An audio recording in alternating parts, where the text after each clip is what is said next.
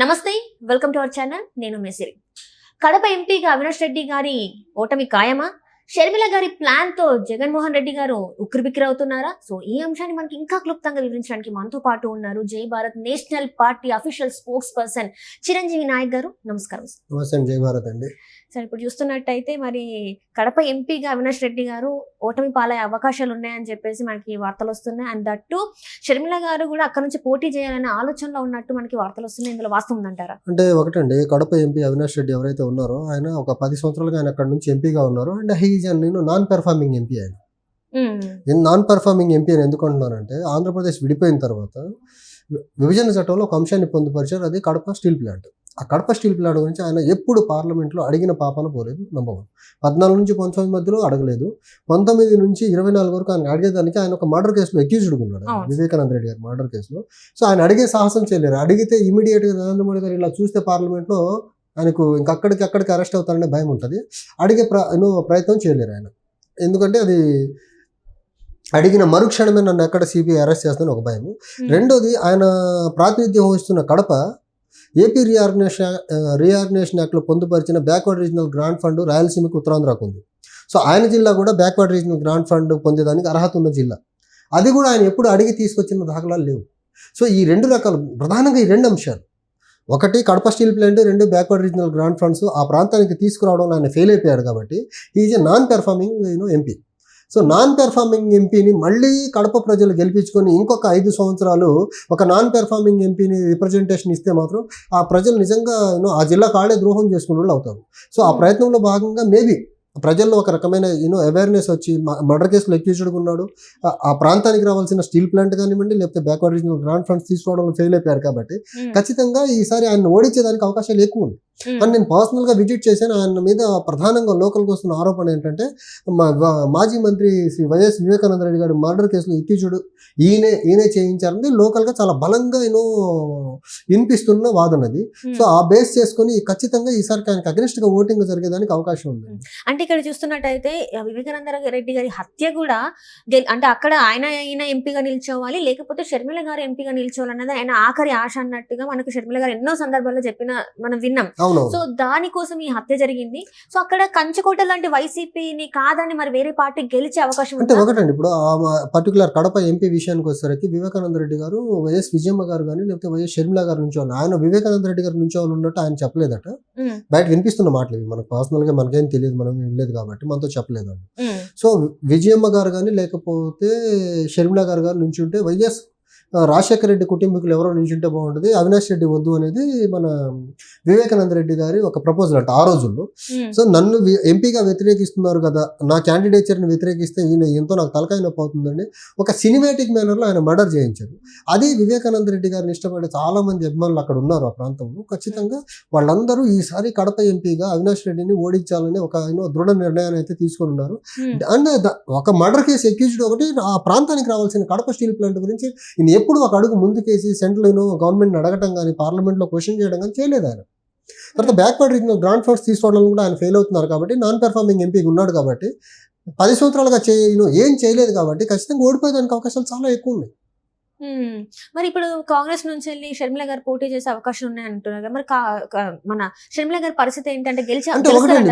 ఇప్పుడు షర్మిల గారు నిన్న నరేంద్ర మోదీ గారు చెప్తున్నారు వైసీపీ కాంగ్రెస్ 2 ఒకే కుటుంబం నడుపుతున్న పార్టీలు అంటున్నారు. ఆ ఆస్పెక్ట్ లో ఒక కుటుంబం నడుపుతున్న పార్టీల గురించి కానీ ఒకటి, అక్కడ ఆ ప్రాంతానికి న్యాయం చేయని ఎంపీ అవసరం లేదు. ఆ ప్రాంతం యొక్క వాదనని పార్లమెంట్ లో బలంగా వినిపించే ఎంపీని గెలిపిస్తే బాగుంటది. అంటే ఇక్కడ చూస్తున్నట్టయితే ఇప్పుడు సునీత గారి పేరు ఇంకా సౌభాగ్యమ్మ గారి పేరు కూడా వస్తుంది. ఒకవేళ వాళ్ళు నిల్చుంటే మరి పరిస్థితి ఎలా ఉంటుంది? ఇప్పుడు ఆంధ్రప్రదేశ్లో రాజకీయాలు అంటే కొన్ని కుటుంబాల చేతిలో ఉండిపోయాయండి. ఇప్పుడు సునీతమ్మ గారు కానివ్వండి, షర్మిల గారు కానివ్వండి, లేకపోతే అవినాష్ రెడ్డి కానివ్వండి, for that matter Jaganmohan Reddy, ఒక కుటుంబం చుట్టూ రాజకీయాలు ఏంటి? ఆ జిల్లా రాజకీయాలు తిరగడం. ఆ జిల్లాలో ఇంకెవరు సమర్థులు లేరా? కడప ఎంపీ అంటే వైఎస్ రాజశేఖర రెడ్డి గారు, తర్వాత వివేకానంద రెడ్డి గారు, తర్వాత జగన్ రెడ్డి గారు, తర్వాత అవినాష్ రెడ్డి గారు, వైఎస్ అవినాష్ రెడ్డి గారు, లేకపోతే ఇప్పుడు సునీత గారి వైఎస్ సునీత కానీ వైఎస్ వీళ్ళపై ఈ కుటుంబం తప్ప కడప జిల్లాలో సమర్థులు లేరా పార్లమెంట్కి ప్రాతినిధ్యం వహించేదానికి? అంటే ఆయన ఎవరైతే వివేకానంద రెడ్డి గారి హత్య జరిగిందో ఆయనకు న్యాయం చేయాలని చెప్పేసి మా అన్నను ఓడించండి, మమ్మల్ని గెలిపించండి అని చెప్పి వాళ్ళు మాట్లాడడం కూడా జరిగింది. వాళ్ళు ప్రెస్ మీట్లు పెట్టి మరి చెప్పడం జరిగింది, మా అన్నకు ఓటు. ఇప్పుడు నేను అన్నది వాళ్ళు కాకపోతే వీళ్ళు ఆ కుటుంబ సభ్యులే కదా, కుటుంబాల నుంచి రాజకీయాలను పక్కకు తీసుకురండి. మీ మర్డర్ కేసు జరిగింది నిజం, వాళ్ళ ఎక్యూజ్డ్ అంటారా, మెజారిటీ ప్రజలు నమ్ముతున్నారు నిజం, దాన్ని కోర్టుల ద్వారా తెచ్చుకోండి. దాన్ని ఎంపీ సీట్ని ఎందుకు ఆడతారు మీరు? న్యాయం జరగట్లేదు అంటున్నారు కదా. అంటే ఎంపీ సీట్ ఇస్తే న్యాయం జరుగుద్దా? అక్కడ వైఎస్ షర్మిల గారినో వైఎస్ సునీతను గెలిపిస్తే వివేకానంద రెడ్డి గారి మర్డర్ కేసులో న్యాయం జరిగినట్టేనా? ఒకటి ఆయన ఓడించాలంటే ఏ బేసిస్ మీద ఓడించాలి? నాన్ పెర్ఫార్మింగ్ ఎంపీగా ఓడించాలా. కడప స్టీల్ ప్లాంట్ తీసుకురాలేదు కాబట్టి ఆ బేసిస్ మీద ఓడించండి ఆయన్ని. Backward regional grant fund Kadapa జిల్లాకు రావాల్సింది తీసుకురాలేదు కాబట్టి ఆ బేసిస్ మీద ఓడించండి. లేకపోతే సెంట్రల్ గవర్నమెంట్ నుంచి ఆ ప్రాంతానికి రిప్రజెంట్ చేస్తున్న వ్యక్తిగా ఆ ప్రాంతానికి రావాల్సినవి పెద్ద ప్రాజెక్టులు ఏది తీసుకురాలేదు కాబట్టి ఆ బేసిస్ మీద ఓడించండి. అంతేగాని ఒక మర్డర్ కేసు పరంగా కుటుంబ తగాదాల పరంగా ఓడించడం అనేది కరెక్ట్ ఎంతవరకు? సో ఆ నాన్ పెర్ఫార్మింగ్ ఎంపీగా ఓడించాలనేది జై భారత్ నేషనల్ పార్టీ చాలా బలంగా చెప్తుంది. ఒక నాన్ పెర్ఫార్మింగ్ ఎంపీ చట్టసభల్లో ప్రాతినిధ్యం పొందేదానికి అర్హత లేదు. పెర్ఫార్మెన్స్ కరెక్ట్గా ఉన్న వాళ్ళే గెలవాలా. చట్టసభల్లో ప్రజా గొంతుకులు, ప్రజావాణిని, ప్రజా సమస్యలను వినిపించే వాళ్ళే గెలవాలా. చట్టసభల్లో వీళ్ళ పదవును అడ్డం పెట్టుకుని బెయిల్ కోసం తాపత్రపడే వాళ్ళని గెలిపించాల్సిన అవసరం లేదు. చట్టసభల్లో వీళ్ళు వెళ్తుంది ప్రజా సమస్యలు వినిపించేదానికి తప్ప సొంత కేసుల నుంచి ప్రొటెక్షన్ పొందేదానికి కాదు. ఈ చైతన్యం ప్రజల్లో రావాల్సిన అవసరం ఎంతైనా ఉంది. అంటే ఇప్పుడు ఇక్కడ చూస్తున్నట్టయితే మనం గతంలో చూసుకున్నాం, కడప అనేది వైసీపీకి కంచుకోట, అంటే రాజశేఖర రెడ్డి గారు ఉన్నప్పటి నుంచి. కానీ ఇప్పుడున్న పరిస్థితుల్లో మరి ఎవరు అక్కడ నుంచి గెలిచారు? రాజశేఖర రెడ్డి ఉన్నప్పుడు వైసీపీ లేదండి. అంటే అదే కాంగ్రెస్ ఉన్నప్పటి నుంచి కూడా అది వాళ్ళకి ఒక కంచుకోట లాంటిది. సో అలాంటి ప్లేస్ లో ఇప్పుడు మరి ఎవరు గెలిచే అవకాశాలు ఉన్నాయి? ఒకటండి, నేను ఒక పార్టీలో పనిచేస్తున్నప్పుడు పులివెందుల ప్రాంతాన్ని విజిట్ చేశాను. అక్కడ భయానక సిచ్యువేషన్. కంచుకోట అన్నది మీరు జనాల్ని భయం గుప్పెట్లో పెట్టేసి భయాందోళన సిచ్యువేషన్ లో పెట్టేసి రిగ్గింగ్లతో ఎలక్షన్ చేసుకుని గెలుస్తున్నారు తప్ప వీళ్ళు ప్రజలను free and fair manner election చేస్తే వీళ్ళు చిత్తు కొడిపోతారండి. కడప జిల్లాలో పులివెందుల్లో కూడా అక్కడ ఒక రకమైన భయానక సిచ్యువేషన్ ఉంటుంది. నేను ఆ పార్టీలో పనిచేస్తున్నప్పుడు బెనిఫిషరీస్కి ఒక చెక్కులు ఇచ్చే ప్రయత్నంలో భాగంగా మేము అక్కడ పులివెందుల ప్రాంత ప్రజలను పిలిస్తే మాకు వద్దండి చెక్కులు తీసుకుంటే, మీ దగ్గర నుంచి చెక్కులు తీసుకుంటే మాకు ఇబ్బందులు ఉంటాయని భయంలో వాళ్ళు చెక్కులు తీసుకోవాలి వచ్చి. అంటే రాజశేఖర రెడ్డి గారు ఉన్నప్పటి నుంచి ఇదే తంత అంటారా? అదే కదా, రిగ్గింగ్లతో గెలుస్తున్నారు కదా, మర్డర్స్ కదా, అక్కడ అన్ని ఫ్యాక్షన్ గొడవలు కదా. ఆయన ఉన్న కాలంలో జరగలేదు కదా. ఎందుకు జరగలేదండి? అప్పుడు కూడా ఫ్యాక్షన్ గొడవలు జరుగుతూనే ఉన్నాయి కదా.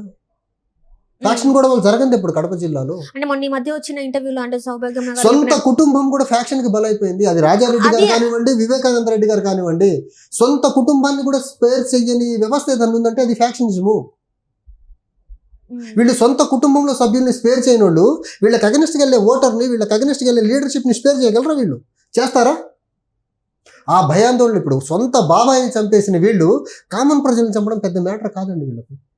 అలాంటి వాళ్ళు చట్టసభల్లో మన ఎంపీగా, మన ఎమ్మెల్యేగా, మన రాష్ట్రానికి ముఖ్యమంత్రిగా ఉండడం దౌర్భాగ్యం కదా. సో ఇప్పుడు మరి ఎంపీగా ఎవరు పోటీ చేస్తే బాగుంటుంది అంటారు? ఒకటండి, ఆ కుటుంబం నుంచి ఇంకెవరైనా గెలిస్తే బాగుంటుంది అనేది మేము బలంగా కోరుకుంటామండి. ఆ కుటుంబం నుంచి దూరంగా జరగాలి. అనాది కాలంగా ఒకటే కుటుంబం, సరే ఒకటే కుటుంబం నుంచి ఎంపీలుగా ప్రాతినిధ్యం వహిస్తున్నారు, దట్స్ ఫైన్. ప్రజలు మిమ్మల్ని ఆదరించి గెలిపించారు. మీరు ఆ ప్రజల కోసం ఏం చేశారు? ఆ ప్రజల జీవితాలను ఎంత మెరుగుపరిచారు? ఆ ప్రజల జీవితాలు మెరుగుపరిచేదానికి మీరు సెంట్రల్ గవర్నమెంట్ నుంచి ఎంపీగా ప్రాతినిధ్యం వహిస్తూ సెంట్రల్ గవర్నమెంట్ నుంచి ఎలాంటి డెవలప్మెంటల్ ప్రాజెక్ట్స్ అక్కడికి తీసుకొచ్చారు? ఎలాంటి ఇరిగేషన్ ఫెసిలిటీస్ మీరు అక్కడ ఎస్టాబ్లిష్ చేయగలిగారు? ఎలాంటి సెంట్రల్ గవర్నమెంట్ ఏజెన్సీస్ ఆ కడప ప్రాంతానికి వచ్చాయి మీ వల్ల? ఒక 30 సంవత్సరాలుగా మీ కుటుంబ సభ్యులు ఎంపీలు ఉన్నారు కదా. కడపకు మీరు చేసింది ఏంటి? వైఎస్ కుటుంబం. అదే కరువు కదా, అదే ఫ్యాక్షన్ గొడవలు కదా, అదే వలసలు కదా. అదే కడప జిల్లా నుంచి అందరూ మిడిల్ ఈస్ట్ కంట్రీస్కి వలసలు వెళ్తున్నారు కదా, అరబ్ కంట్రీస్కి. మీరు డెవలప్ చేస్తే మిడిల్ ఈస్ట్ కంట్రీస్కి వాళ్ళు ఎందుకు వలస వెళ్తారు? అసలు అరబ్ కంట్రీస్కి వలస ఎందుకు వెళ్తారు? మీరు డెవలప్ చేయట్లేదనే దానికి బెస్ట్ ఎగ్జాంపుల్ మీ ప్రాంతం నుంచి మిడిల్ ఈస్ట్ అండ్ అరబ్ కంట్రీస్కి వెళ్తున్న వలసల నిదర్శనము.